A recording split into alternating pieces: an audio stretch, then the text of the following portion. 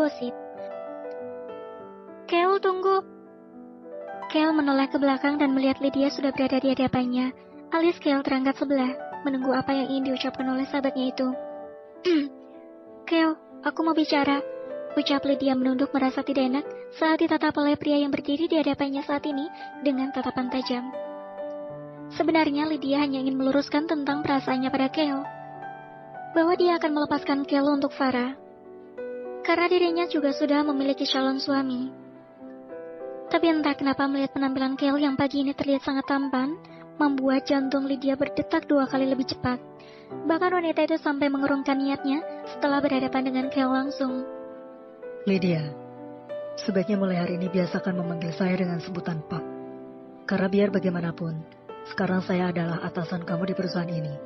Terlepas dari kita adalah teman. Lydia sedikit terkejut mendengar ucapan Kel yang tiba-tiba memakai bahasa formal kepadanya. Padahal dulu dia tidak pernah mempermasalahkan sebuah panggilan, karena waktu itu Kel sendiri yang menyuruhnya bersikap layaknya teman saat mereka hanya berdua.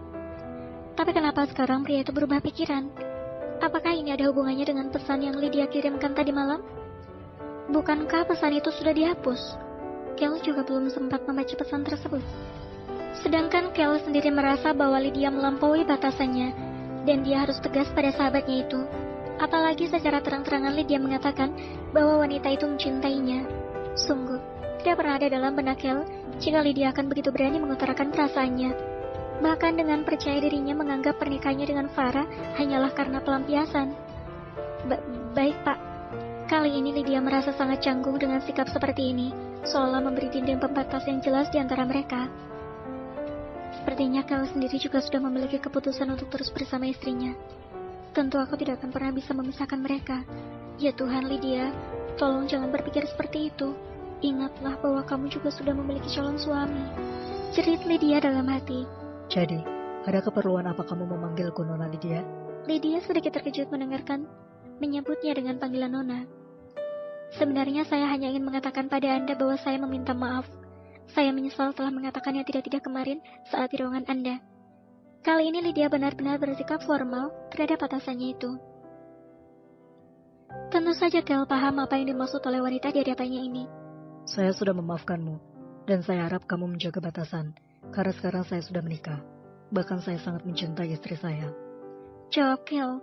Lydia mendongak menatap wajah Kel, ingin mencari tahu apakah benar pria ini sudah mencintai Farah. Lydia tidak menemukan kebohongan di dalam kedua mata hitam Kel, yang artinya pria itu memang mencintai istrinya. Kenapa Kel cepat sekali jatuh hati pada gadis seperti Farah? Dan bagaimana dengan perasaannya dulu padaku? Bukankah dia telah mengatakan akan melamarku? Yang itu artinya dia juga mencintaiku. Baiklah, saya sudah memaafkan kamu. Meskipun tadi malam pesan yang kamu kirimkan ke saya dibaca oleh Farah, dan hampir saja kami salah paham. Tapi untung istriku itu bisa mengerti setelah mendapatkan penjelasan. Jawab Kel. Lydia sedikit terkejut mendengar ucapan Kel, bahwa tadi malam ternyata sempat dibaca oleh Farah. Ya Allah, bagaimana ini? Aku harus mengatakan apa pada Farah kalau bertemu? Sungguh, aku tidak menyangka jika hubungan mereka sudah sangat dekat, dan aku tidak tahu kalau HP Kel dibawa oleh istrinya. Lydia langsung berpamitan kepada Kel karena merasa sudah sangat malu. Mau ditaruh mana muka dia kalau bertemu dengan Farah nanti? Tapi itu juga bukan salahnya, kan karena dulu dia juga mencintai Kel. Kel langsung masuk ke dalam ruangannya. Begitu Lydia sudah pergi. Sepertinya ini sudah keputusan bagus untuk membuat Lydia paham dengan kondisi mereka saat ini. Di mana mungkin Kel memang telah menyinggung perasaan Lydia, tapi dia harus melakukannya agar wanita itu sadar akan posisinya. Di sisi lain, Yuni dari tadi tidak berhenti tersenyum memandangi Farah. Melihat hubungan gadis itu dengan sang suami yang sangat romantis, membuat Yuni ikut bahagia. Bahkan Yuni selalu berdaham-daham menggoda sahabat itu. Apaan sih mbak, lihat-lihat, naksir. Kue masih normal Farah, masa iya jeruk makan jeruk? Masih banyak tuh pisang di luar sana yang bagus-bagus. Yuni mendengus. Terus kenapa senyum-senyum gitu kalau lo gak naksir gue mbak? Farah terkekeh senang sekali dia menggoda sahabatnya ini. Yuni mengibaskan tangannya. Gue cuma ngeliat cara lo jalan Rah. Aneh gitu, Yuni cekikikan. Jujur dia sama gue, pasti lo udah jebol kan? Farah melotot. Sungguh sahabatnya satu ini benar-benar belak-belakan. Jangan keras-keras dong mbak kalau ngomong tuh. Nanti pada denger gimana? Lah, emang kenapa kalau pada denger? Kan udah halal juga. Farah mencubit pinggul Yuni yang berisi itu.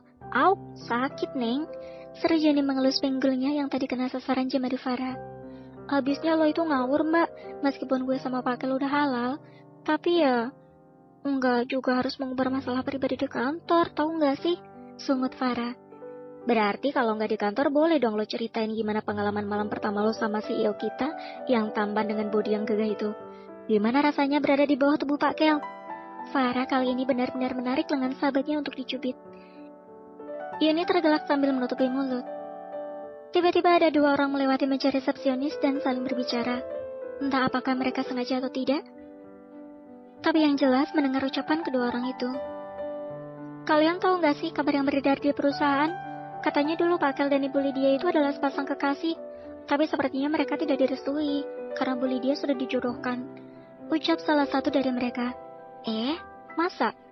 Iya, bahkan beredar foto-foto kebersamaan Pak Kel dan Bu Lydia saat mereka masih kuliah di Amerika. Coba cek grup kantor. Farah dan Yuni sama-sama saling menatap. Apa tadi mereka tidak salah dengar? Mbak, mereka ngomongin suami gue kan? Yuni mengangguk. Ini sih nggak bisa dibiarin, Ra. Tapi apa iya gosip itu benar? Yuni mengambil ponsel dan membuka grup kantor. Matanya membelalak ketika melihat obrolan yang ada di grup tersebut. Apa sih mbak? Gue lihat dong. Farah menggapai HP Yuni. Dia juga penasaran dengan gosip yang beredar mengenai Lydia dan Kel. Untung saja suaminya itu sudah menjelaskan pada Farah tentang kesalahpahaman di antara mereka. Ini beneran foto mereka bukan sih? Kok mesra banget? Seru Farah. Bersama